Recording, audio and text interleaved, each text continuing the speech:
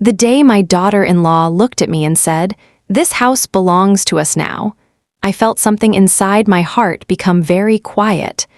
I did not scream. I did not cry in front of her. I did not ask her how she could forget everything I had done for my family. I simply looked at her, and I smiled. That smile was not because I was happy. It was because, after 68 years of living, I had learned that sometimes the truth does not need an argument. Sometimes people reveal themselves without you saying a single word. My name is Margaret Johnson. I am a Black woman who spent my entire life building a home, raising a family, and believing that love was the strongest thing a person could leave behind. I grew up in a small neighborhood in Georgia before moving to North Carolina with my husband many years ago. My parents taught me something I never forgot. They told me that a home is not measured by how big it is. A home is measured by the memories created inside it, and my house had more memories than I could ever count. It was a simple 2-story brick house with white windows and a small garden in the backyard. Nothing fancy, nothing that would appear in a magazine, but every wall had a story. The kitchen still carried the smell of my mother's recipes because I used to cook the meals she taught me. The living room still held the old brown chair where my husband, Robert, sat every evening after work. The hallway had family pictures hanging on the wall. Pictures of birthdays, graduations, Christmas mornings, moments that money could never buy. That house was built from years of sacrifice. Robert and I bought it when we were young. We did not have much. There were months when we had to carefully plan every grocery trip. There were nights when Robert worked overtime while I picked up extra shifts because we wanted our son, Daniel, to have opportunities we never had. We were not wealthy. But we were proud. We were building something. When Daniel was born, I remember holding him in my arms and making a promise. I promised that I would always be there for him, through every mistake, every heartbreak, every difficult season, and I kept that promise, even when keeping it meant putting my own feelings aside. After Robert passed away, the house became my safe place. The world felt different without him. The quiet evenings were the hardest. Sometimes I would sit at the kitchen table with 2 cups of coffee out of habit. Then I would remember. There was only one person sitting there now, me, but I stayed strong, because mothers learn how to carry pain silently. Then Daniel met Emily. At first, I was happy. When my son brought her home, I welcomed her with open arms. Emily was a beautiful young woman with confidence and big dreams. I remember cooking a full dinner that night. I wanted her to feel like family. I wanted her to know she was accepted. For years, I treated Emily like the daughter I never had. I helped her when she needed advice. I celebrated her achievements. I defended her when others judged her. I truly believed we had built a beautiful relationship. But slowly, things started changing. The phone calls became shorter. The visits became less frequent. Daniel stopped telling me about little things happening in his life. And whenever they came to my house, I noticed something about Emily. She was not looking at the family pictures anymore. She was looking at the walls, the rooms, the space, the house itself. At first, I ignored it. I told myself I was imagining things. I told myself that my son was simply busy building his own life. But deep down, a small voice inside me knew something was different. Then one Monday morning, Daniel and Emily arrived at my house. They did not come with smiles. They did not come with flowers. They came with serious faces. Emily carried a folder in her hand. She placed it on my dining table, the same table where Daniel had eaten his birthday cakes as a child, the same table where Robert and I had planned our future. I looked at my son. He avoided my eyes. And that was the moment my heart started hurting. Because sometimes silence from someone you love can hurt more than cruel words from a stranger. I asked softly, "Daniel, what is going on?" Emily opened the folder. Then she looked around my home and said, "Margaret, we need to talk about the house." I felt my hands become cold.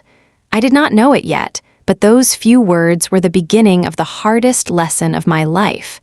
Because sometimes the people you build everything for are the same people who forget who helped them stand. I sat across from my son and my daughter-in-law, trying to understand what was happening. The room felt different. It was the same living room where Daniel used to sit on the floor as a little boy and play with his toys. The same room where Robert and I watched family movies during holidays. The same room where I held my son's hand when he was nervous before his first day of school. But that morning, it did not feel like home. It felt like a place where strangers had come to discuss my future. Emily opened the folder slowly. Inside were papers. I did not know exactly what they were, but I could already feel something was wrong.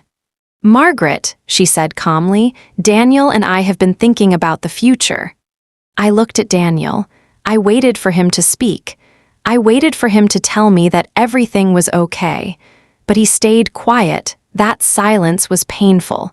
A mother knows her child's voice better than anyone. I could feel that Daniel was uncomfortable, but he was not stopping her. Emily continued. "You are getting older, and this house is too much for you to handle alone." I looked around the room. My eyes moved toward the family photos on the wall, my wedding picture, Daniel's graduation picture, a photo of Robert and me standing in front of this very house the day we bought it. I knew my age. I knew life was changing. I knew I was not the same young woman who could clean the whole house in one afternoon. But getting older did not mean I had stopped being capable. It did not mean my choices no longer mattered. "I can still take care of myself," I said quietly. Emily nodded. "I know you believe that, but we think it would be better if we took over the house." I felt my heart sink. I looked at Daniel. "Take over?" My voice was soft because I was afraid that if I spoke louder, my emotions would break through. Daniel finally looked at me. "Mom, we are only trying to help." Those words hurt, not because they were loud, but because they sounded like words someone says when they have already made a decision. I had spent my entire life helping Daniel. I helped him when he had nothing. I supported him when he changed careers. I stood beside him when life was difficult. And now somehow my own son was sitting in front of me explaining why I needed help. I took a deep breath. "Daniel, what exactly are you asking me to do?" Emily answered before he could. "We think the house should be transferred into our name." For a few seconds I could not speak. I just stared at her. The house, my house. The house Robert and I worked for, the house where I raised Daniel. She was asking me to hand it over. I looked at my son again. "Did you agree with this?" Daniel looked down. That was my answer. I did not need him to say anything. I felt a deep sadness. Not anger, not hatred, just sadness. Because the person I protected for decades was now allowing someone else to make me feel unwanted. Emily leaned forward. "Margaret, we are family. You should trust us." Family. That word stayed in my mind because I had always believed family meant protecting each other, listening to each other, standing together when life became difficult. I never believed family meant making someone feel like they had no choice. I gently closed the folder. "I need time to think about this." Emily looked surprised. Maybe she expected me to agree immediately. Maybe she thought I was too old to question anything. But she did not know something important. I had survived too many difficult days to give up my voice now. After they left, I walked through every room of the house. I touched the old wooden table. I looked at Robert's chair. I stood in Daniel's childhood bedroom. The room was almost untouched. His old books were still on the shelf. His childhood memories were still there, and I wondered how someone could forget the place where they started. That night, I sat alone in the kitchen. The house was quiet.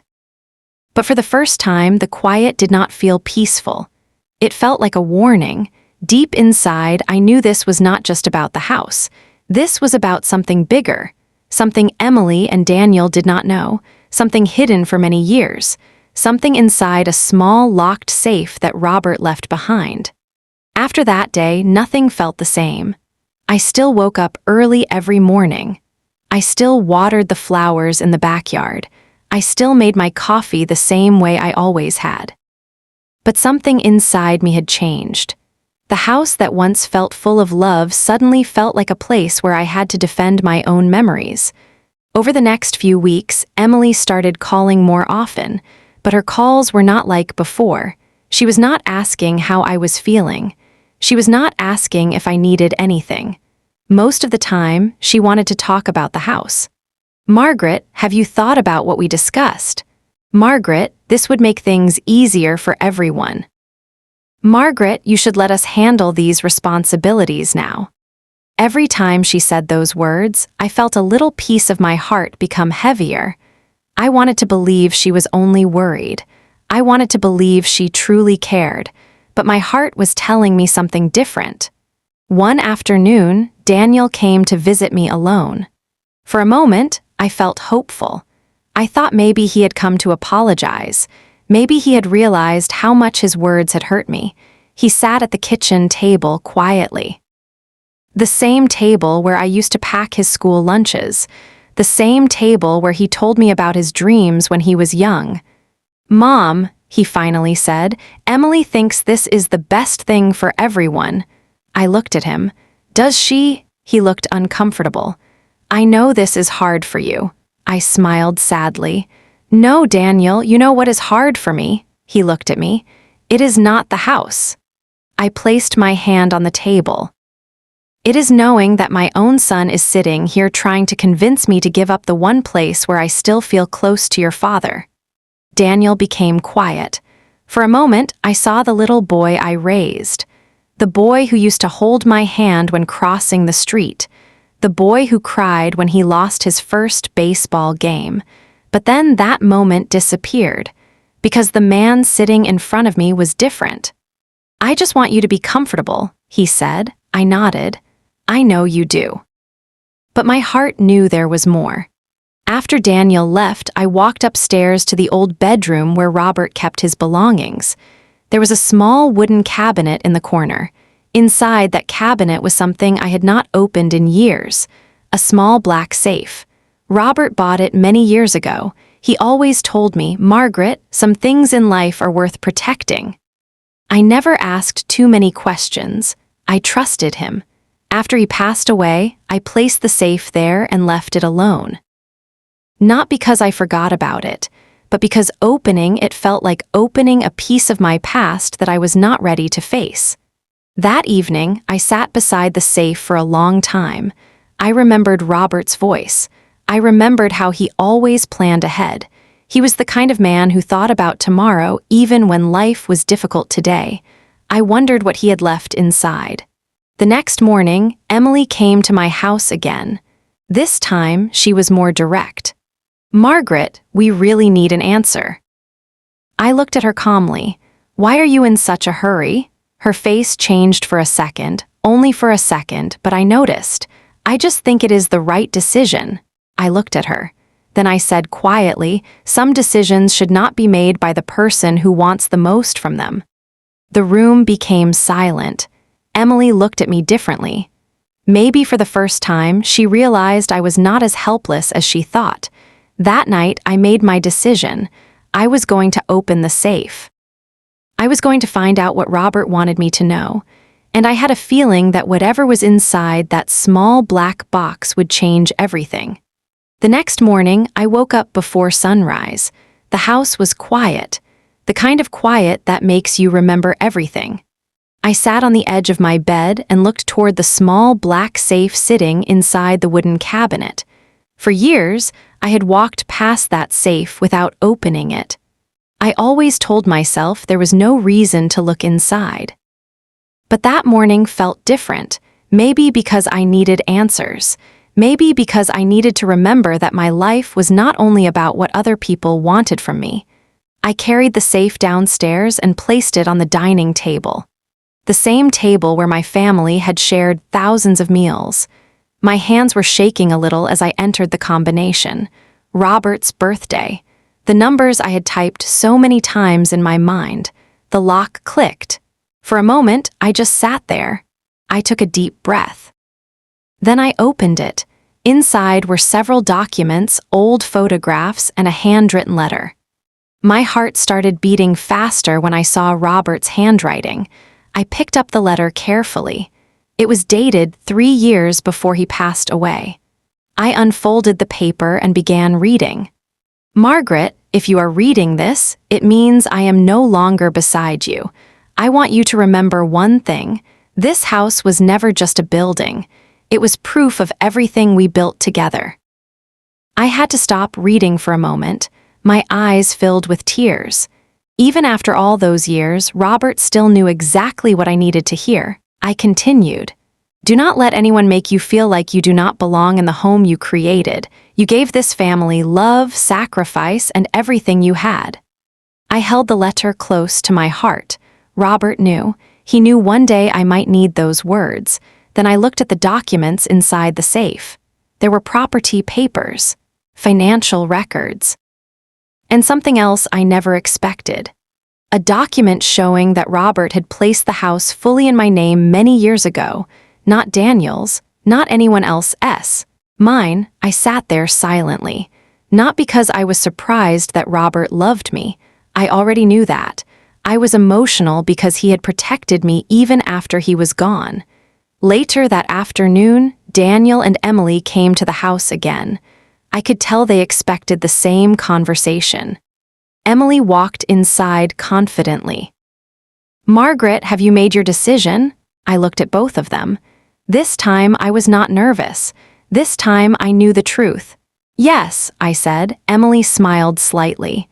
Good, I think you will understand this is the best choice. I slowly placed the documents on the table. Her smile disappeared. Daniel picked them up and started reading. His expression changed. What is this? I looked at him. This is your father's decision. Emily grabbed the papers from his hand. Her eyes moved quickly across the page. The confidence on her face started fading. The color slowly left her cheeks. She looked at me. But I thought, I gently interrupted, you thought this house would become yours. The room became completely silent. Daniel looked embarrassed. Emily looked shocked. For the first time, she had no words. I did not feel happy seeing her surprised. I did not want revenge. I only wanted respect. I wanted them to understand that my kindness had never meant weakness. After a few moments, Daniel quietly said, Mom, I did not know about this. I believed him, because deep inside, I knew Emily had been leading this conversation more than he had. But even knowing that did not erase the pain. The hardest part was not protecting my house. The hardest part was realizing that I had spent years protecting people who did not understand how much they had hurt me. That day, the safe did not only reveal papers, it revealed the truth about my family. After that day, everything changed. Not immediately. Not like a movie where everyone suddenly understands their mistakes and everything becomes perfect. Real life does not happen that way. Sometimes people need time to accept the truth. Sometimes people need time to face the pain they caused. For several days after the safe was opened, my house was very quiet. Daniel called me more often. At first, our conversations felt uncomfortable. There were long pauses. There were moments when neither of us knew what to say. But slowly, we started talking again. One evening, Daniel came to my house and sat with me in the kitchen. He looked older somehow, not because of his age, because of regret. Mom, he said softly, I am sorry. I looked at him. Those were simple words, but sometimes simple words are the hardest ones to say. I should have listened to you, he continued. I should have asked what you wanted instead of letting someone else decide. I took a deep breath. For many nights, I had imagined this moment. I imagined telling him everything I felt. I imagined explaining every hurt. But when the moment finally came, I realized I did not want to carry anger anymore. Daniel, I said, I never needed you to choose between me and your wife. He looked down. I only wanted you to remember that I was still your mother. His eyes became wet, and for the first time in a long time, I saw my son again. Not the man who sat silently while someone spoke for him, but the little boy who once ran into my arms. Emily did not visit for several weeks. At first, I thought maybe she was angry. Maybe she blamed me. But later, Daniel told me that Emily had been thinking about everything. She had realized that she was so focused on what she wanted that she forgot about the person standing in front of her. A few months later, Emily came to my house alone. She stood at my front door. The same door where she once walked in believing she had control over my future. But this time, she looked different, more humble, more quiet. "Margaret," she said, "I owe you an apology." I listened. "I was wrong," she continued. "I saw the house, but I did not see the memories. I saw what I wanted, but I forgot what this place meant to you." I nodded slowly. I appreciated her honesty. Forgiveness is not pretending something never happened. Forgiveness is choosing not to let pain control your heart forever. I invited her inside. We sat together in the kitchen. The same kitchen where this difficult chapter had started. But this time, there was peace. Years have passed since that day. I still live in my house. I still water my flowers every morning. I still sit in Robert's old chair when I want to remember him. The house has not changed much. The walls are still the same. The floors still make the same sounds. The garden still blooms every spring. But I have changed. I learned that love does not mean allowing people to take away your voice. Being kind does not mean being invisible, and growing older does not mean your feelings matter less. The safe Robert left behind contained important papers, but the greatest thing it gave me was a reminder that my life had value. My sacrifices mattered. My story mattered. So if you ever find yourself feeling forgotten by the people you love, remember this. Your worth is not decided by what others see. It is not measured by your age, your possessions, or what you can give them. You are valuable because of everything you have lived, everything you have survived, and everything you have given with love. And sometimes, the strongest thing a person can do is simply stand quietly and remember who they are. Because a true home is not something someone can take away. A true home is built inside the heart.